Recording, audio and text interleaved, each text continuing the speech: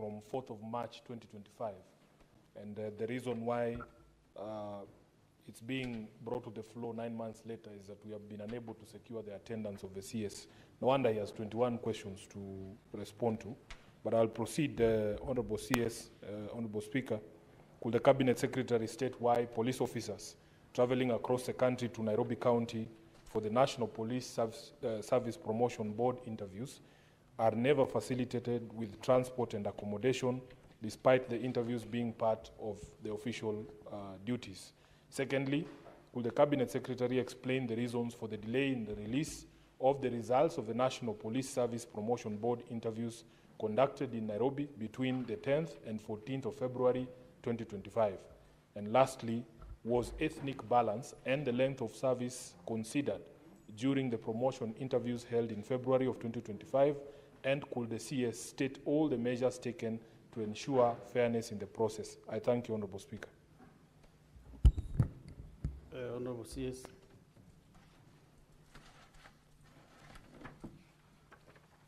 Thank you, Mr. Speaker. Mr. Speaker, I know I agree with the Senator Sifuna that we have been unable to answer these questions, but it was not by desire. The last time I appeared before this House to answer the questions, there was a matter of great concern at that particular time, and we spent the whole day here in this same chamber.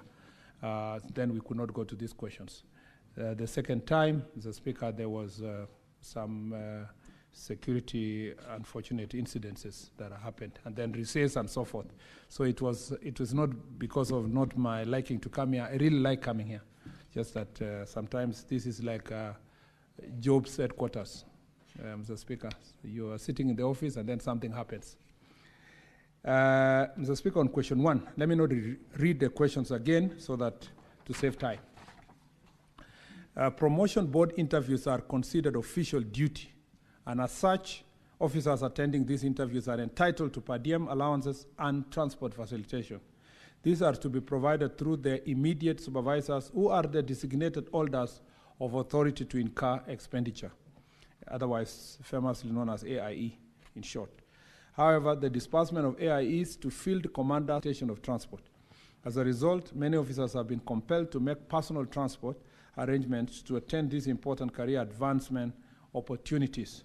To address these persistent challenges, the Ministry is actively engaging with the National Treasury to streamline and prioritize the disbursement of exchequer to ensure that all operational and welfare-related financial obligations are met in a timely and predictable manner.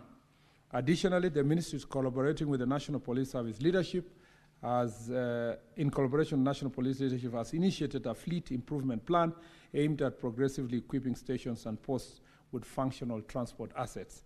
These reforms are aligned with the recommendations of the 2023-2024 Police Reform and Prisons Service Reform Task Force, which called for enhanced logistical support, decentralization of operational resources, and a robust welfare framework for all the officers. As a matter of fact, Mr. Speaker, everywhere I went through Jukwaa la Usalama, AIE is a matter of concern. Resource disbursement to the various police stations so that they can have money to facilitate the officers when they come for this is a matter of great concern. However, in addition to what I have said, the officer will claim this transport in the fullness of time because they are entitled to. And as long as the resources are availed, they will be paid in due course. Reasons for the delay in release of results of the National Police Service Board interviews conducted in Nairobi between 10th and 14th November 2025. Mr. Speaker, the promotion process within the National Police Service begins with the identification and allocation of vacancies across various ranks of the National Police at the National Police Headquarters. Following this, the Inspector General instructs this respective service to convene promotion boards and submit lists of successful candidates. The interview process is structured into 5 progressive levels designed to ensure transparency, fairness, and distribution of opportunities down to the lowest police units. At the conclusion of each level, candidates are interviewed and ranked. Those who attain the highest scores are notified to proceed to the next level, while others are encouraged to reapply in future exercise. Only the final list of successful candidates who are not required to undergo further interviews is submitted to the Inspector General based on merit and performance. This multi-tiered process may result in perceived delays, but it's necessary to uphold meritocracy and fairness in full compliance with Chapter 34 of the National Police Service Standing Orders. Honorable Speaker, the Ministry wishes to assure the House that the promotion interviews held on February 2025 were concluded on strict compliance with the policies and guidelines outlined in the Chapter 34 of the National Police Service Standing Orders.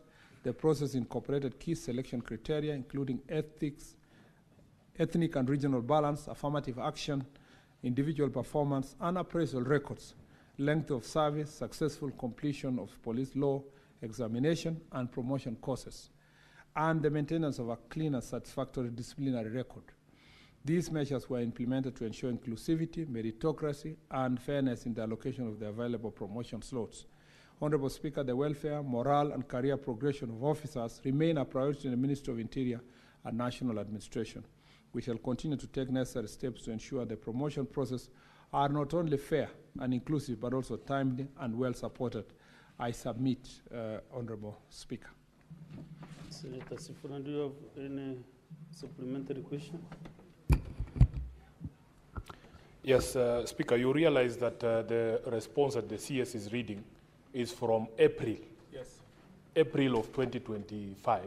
We are now in November. My expectation would be that you would give us an updated status, the current status. For instance, Honorable Speaker, you tell us, CS, have the reimbursements now been paid to the officers who attended interviews in February using their own resources, number one?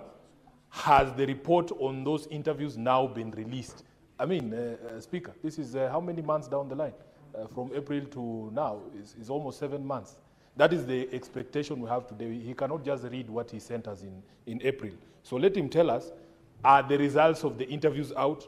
Have the officers been reimbursed for the expenses they incurred in this? Are there any pending payments? And lastly, Honorable Speaker, on ethnic composition, it would be very nice if the CS gave this House a breakdown of the ethnic makeup of the upper echelons of the police force. I thank you. CS, maybe you can give that clarification. Yes, Mr. Speaker. For the promotion, it was done, and the officers are already in the, for the lower ranks of police officers like corporals and sergeants, they completed the training. So they have already been promoted. You see, all of them go to promotional courses. At the higher ranks, they are still in various training centers. They are going through their training. It is important for the Senator, which I think we did not provide in the statement, to know that it was not everywhere that AIEs were not facilitated. It was based on the budget of